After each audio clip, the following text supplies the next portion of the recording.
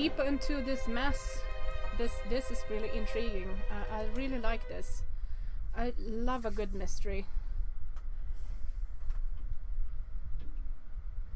Tuesday, 19th of May, Wimpole Street in London.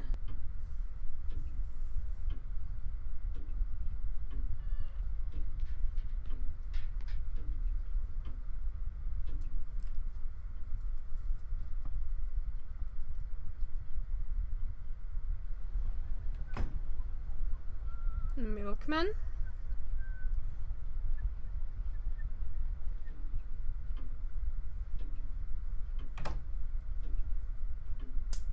Ooh, bright lights.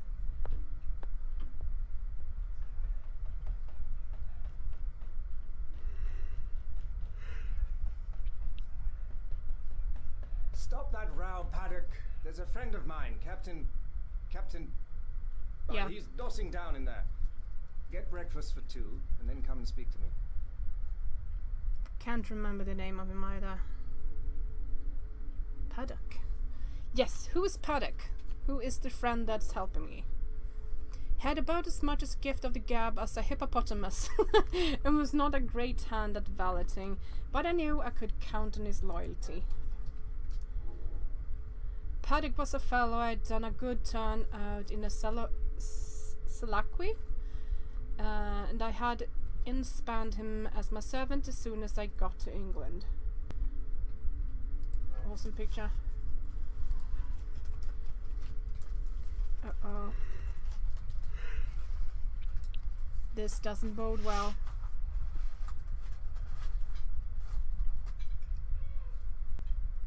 Oh. Full English breakfast. I told Paddock a fine story about how my friend was a great swell, with his nerves pretty bad from overwork, who wanted absolute rest and stillness. Nobody got to know he was here, or he would be besieged by communications from the India office, and the Prime Minister and his cure would be ruined.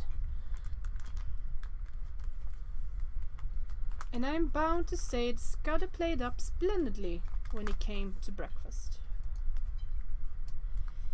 He fixed Paddock with his eyeglass, just like a British officer, asked him about the Boer War, and slung out at me a lot of stuff about imaginary pals.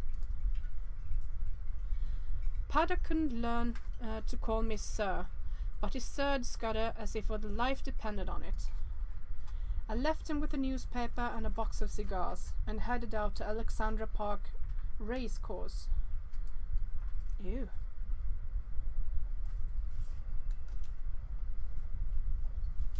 Okay, so this far he's doing okay.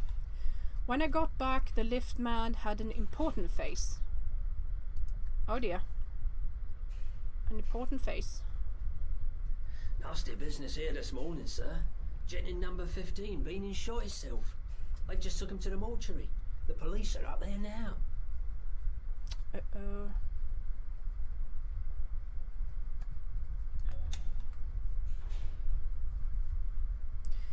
I ascended to number 15. I found a couple of bobbies and an inspector busy making an examination. I asked a few idiotic questions, and they soon kicked me out.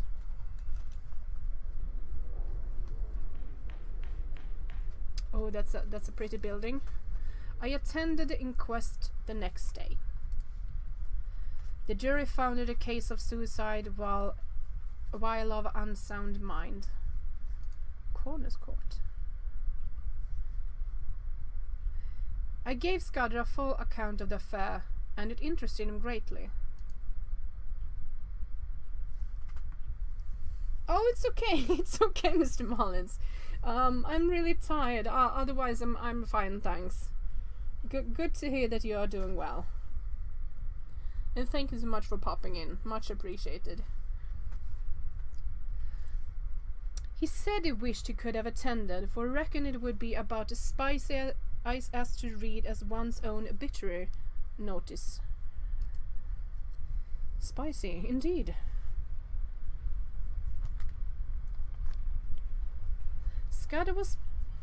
Scudder was very peaceful the first 2 days he stayed with me. He read and smoked a bit and made a heap of jottings in a notebook, and every night he had a game of chess, which he beat me hollow. But on the third day I could see he was beginning to get restless.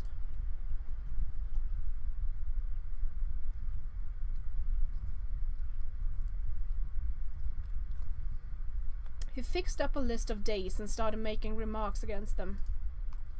He started listening for little noises and was always asking me if Paddy could be trusted. Once or twice he got very peevish and apologized for it. I didn't blame him.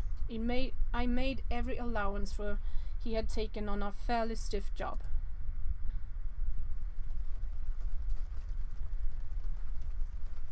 And then one night he was very solemn.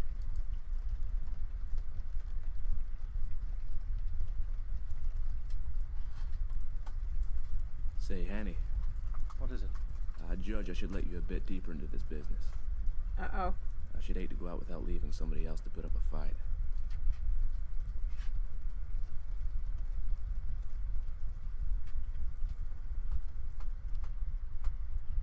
He began to tell me in great detail what I had only heard from him vaguely.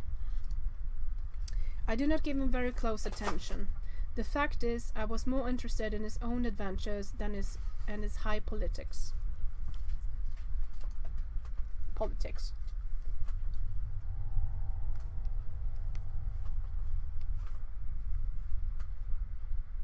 Ooh. Blackstone. He talked about a Blackstone and a man that lisped in his speech. And he described very particularly somebody that never referred without a shudder. An old man who could hood his eyes like a hawk.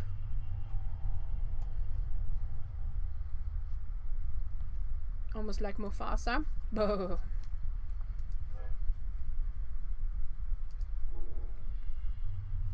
I reckon that Carolides and his affairs were not my business, so a lot that Scudder said slipped clean out of my memory. It was very clear that the danger to Carolides would not begin till I had got to London, and would come from the very highest quarters, where there would be no thought of suspicion.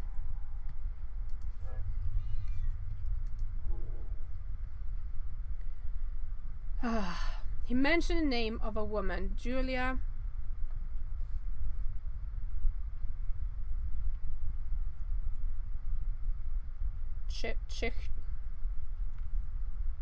Checheny? I don't know. As having something to do with the danger.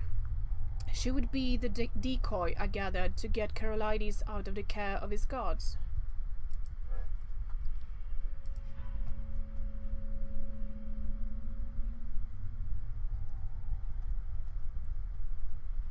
He remained solemn for the rest of the evening, and spoke a good deal about death. I reckon it's like going to sleep when you're pretty well tired out. Awaking to find a summer day with the scent of hay coming in at the window. I used to thank God for such mornings way back in the bluegrass country. And I guess I'll thank him when I wake up on the other side of Jordan.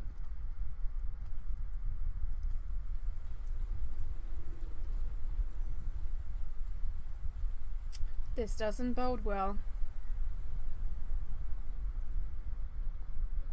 This is foreshadowing.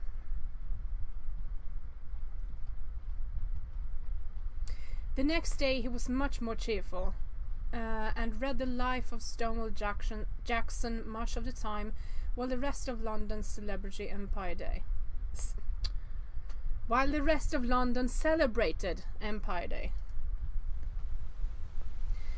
I went down to dinner with a mining engineer, whom I had to see on business, and came back in time for our game of chess before turning in. Do I have to open this again? Oh yes, I do. This is ridiculous. Oh. Another letter. Show text, yes please. I left Captain Digby reading in the smoking room with a fresh box of cigars. He was not interested in the Empire Day celebrations, but allowed me to leave to go to see them. I've acquired fresh eggs and bacon for tomorrow's breakfast. Paddock.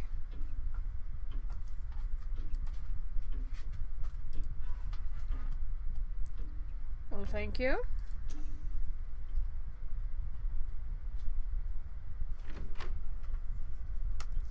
Stupid headset. Can you behave? Thank you. Switch. Oh, I don't like this. God. Uh-oh. In the soup. We're in the soup, people.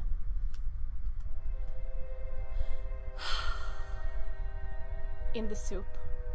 The murder of the American spy suggests he wasn't talking hot air, but everything points to Hannay as the killer. No! In the soup. We're the flying soup. Set date 23rd of May 1914, Wimpole Street, London.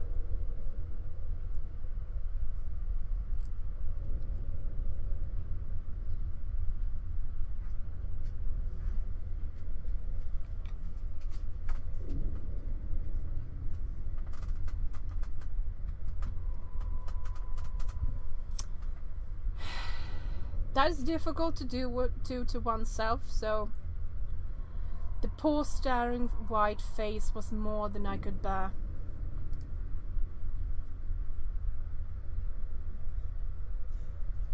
I staggered to a cupboard, found the brandy and swallowed several mouthfuls.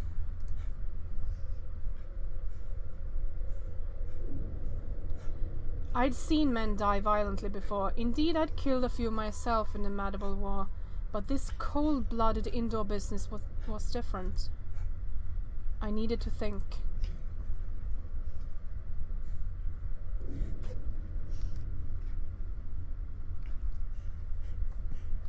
Uh-oh. His enemies had found him, and had taken the best way to make certain of his silence. Scudder had been in my rooms for 4 days, and his enemies must have reckoned he had confided in me. I would be next to go. It might be that very night, or the next day, or the day after, but my number was up all right. Yep, that's the note with the jotting. No chance. Supposing I went out now and called the police, or went to bed and let Paddock find the body and call them in the morning. What kind of a story was I to tell about Scudder? Oh, that's a Bobby. Nice photograph. The odds were 1,000 to 1 that I would be charged with murder, and the circumstantial evidence was strong enough to hang me.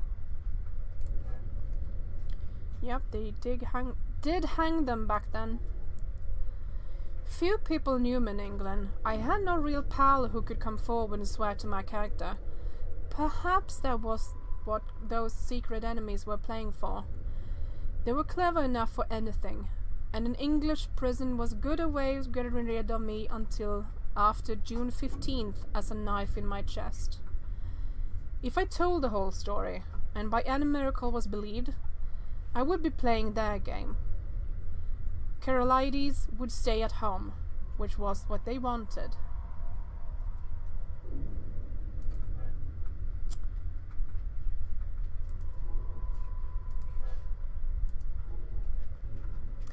I'm an ordinary sort of fellow, not braver than other people, but I hate to see a good man downed, and that long knife would be the end of Scudder if I could play the game in his place. Okay, which means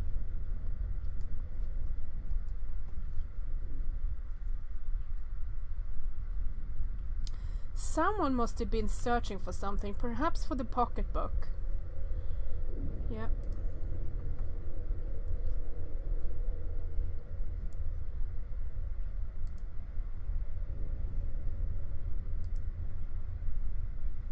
Oh. Cigars?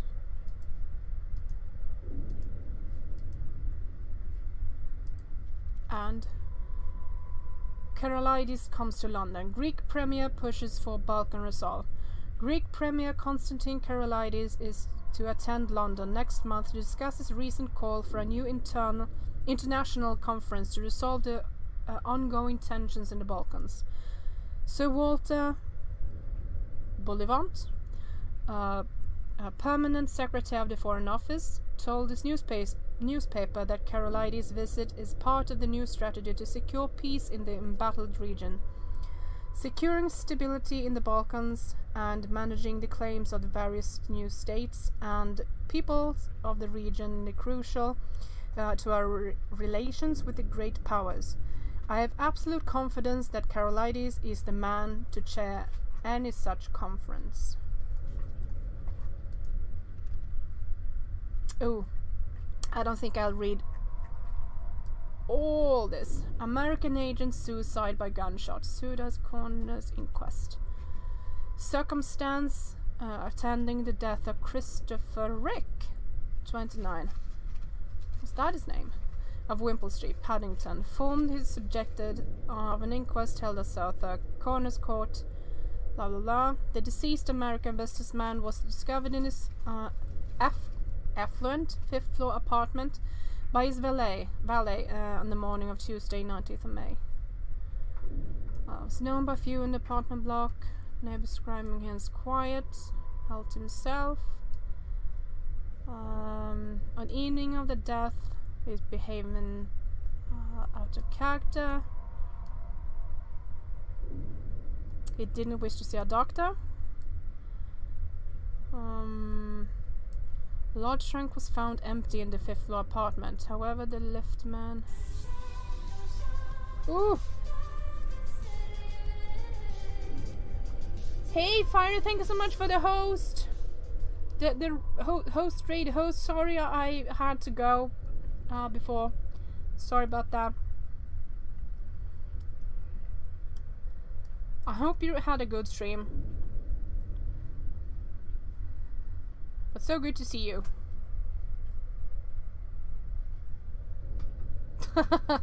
You're welcome. Thank you. The revolver was found on the bedclothes next to the body. No reports of gunshot were noticed on evening. Okay.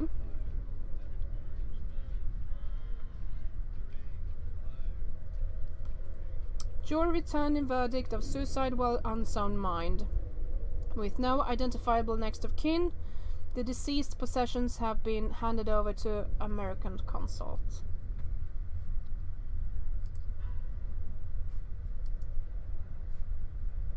The knife had pins scattered to the floor.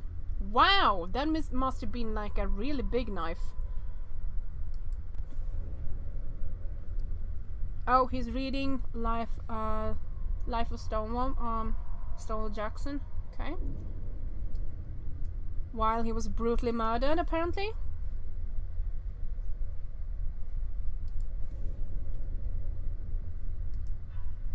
Okay. One more thing for me to look at.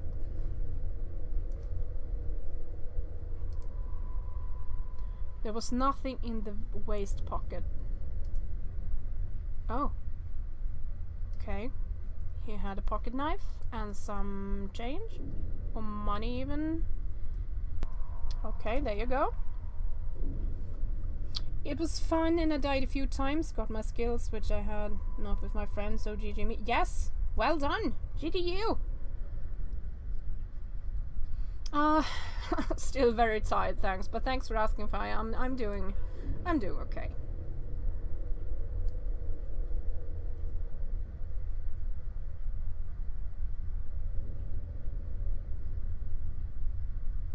That has to be a painting of my Rhodesian Ridgeback. Have I missed anything? I've looked at everything.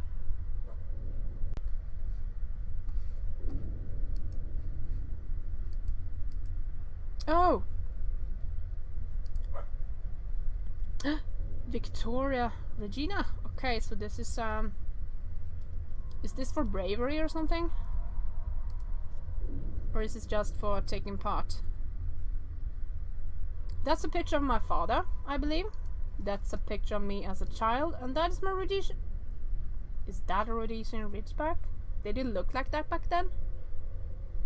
Looks more like a... not a whippet, but... huh. I don't know. Maybe. Oh! Okay. This is the thing I read before. Did I? Dear Peter, was it Samuel Johnson who wrote, "When you're tired of London, you're tired of life"? Well, my dear Peter, if so, then I'm tired of life, for here I am in London, bored and at my wits' end. The city is noisy and chaotic, and I can't get any exercise. I'm yet to meet a suitable lady to pass my time with, though I have met a fair few unsuitable ones. Really? My bets are paying off on the track, however, and my shares in the Rhodesian diamond mines continue to keep me dining in the capital's best restaurants, despite Paddock's continual insistence that I should dine at home and try his culinary skills. One can only hope that they are better than his valet skills. Speak soon, dear friend, Richard Hannay. Okay, so this is the my letter back to my friend. Oh, that was the last thing too. Okay. Awesome. What to do?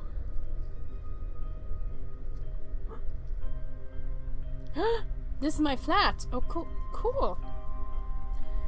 There was no trace of Scudder's black book. Most likely the enemy had found it, but they had not found it as Scudder's body. I had to come to a decision. I must vanish somehow, and keep vanish till the end of the second week in June.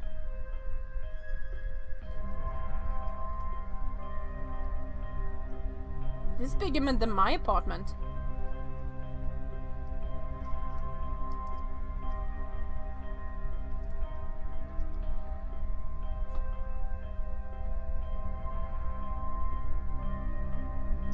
So the entrance is there, of course, okay.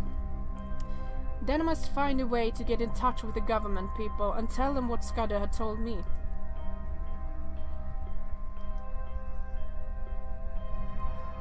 This is, you know,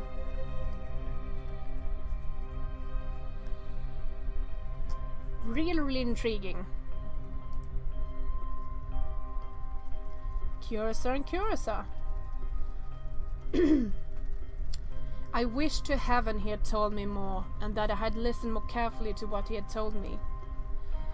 There was a big risk that, even if I weathered the other dangers, I would not be believed in the end. I must take my chance of that and hope that something might happen which could confirm my tale in the eyes of the government. Why was my mirror?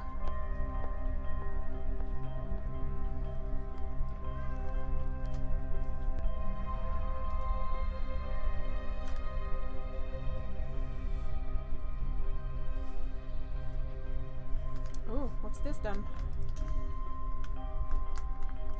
My notion was to get off to some wild district where my Veldcraft would be of some use to me.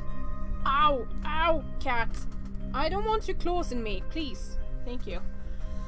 For I would be like a trapped rat in a city.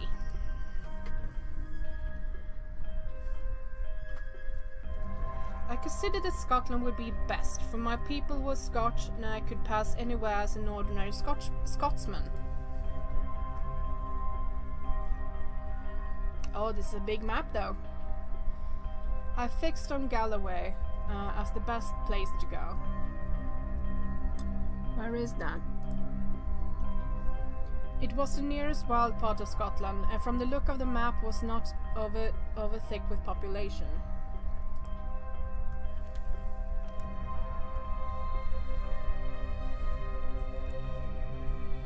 London.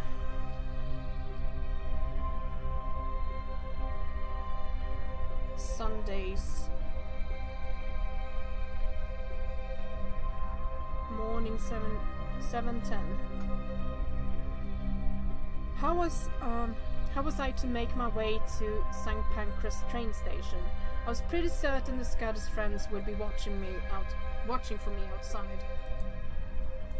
This puzzled me for a bit, then I had an inspiration, on which I went to bed and slept for 2 troubled hours. Yep, this is a pickle. Definite pickle.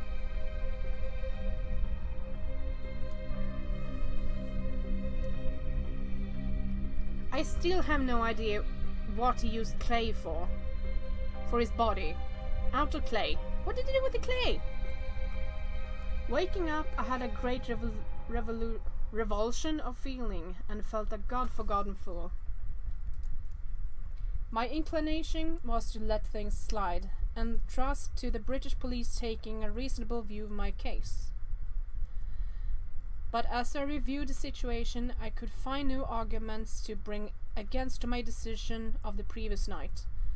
So with a wry mouth, I resolved to go on with my plan.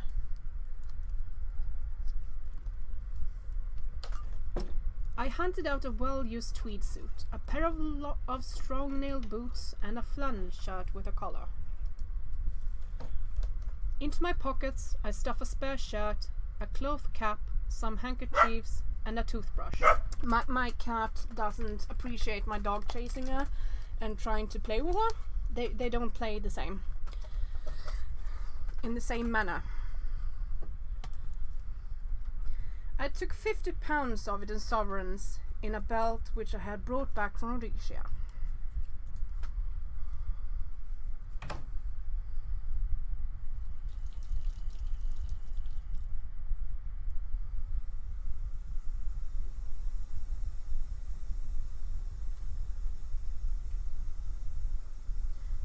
Nope, cat will kick dog's ass. Yes, they will. They have sharp claws. She never learns. I hope she will learn sometime. Ooh! Do I really want to see that? Oh.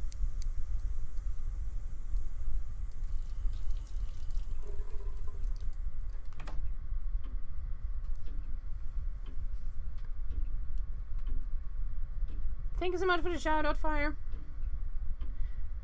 Now came the next step. Paddock used to arrive punctually at 7:30 and let himself in with a latchkey.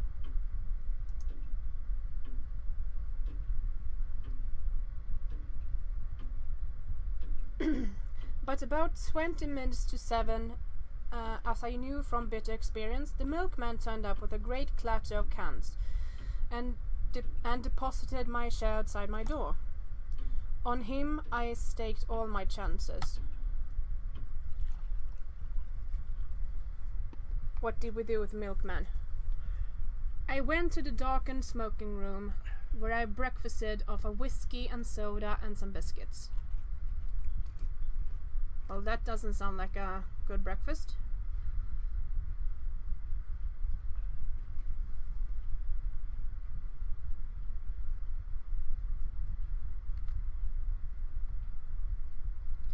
By this time, it was getting on for 6 o'clock. Did I read wrong? I put a pipe in my pocket and filled my pouch from the tobacco jar on the table by the fireplace. That's a nice jar. Ooh, what's that? It's the book.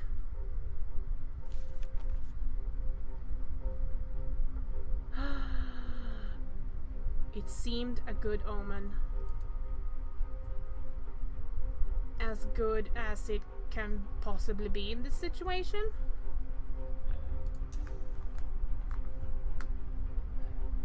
Goodbye, old chap. I'm going to do my best for you. Wish me well, wherever you are. I hung about in the hall waiting for the milkman. I was fairly choking to get out of doors.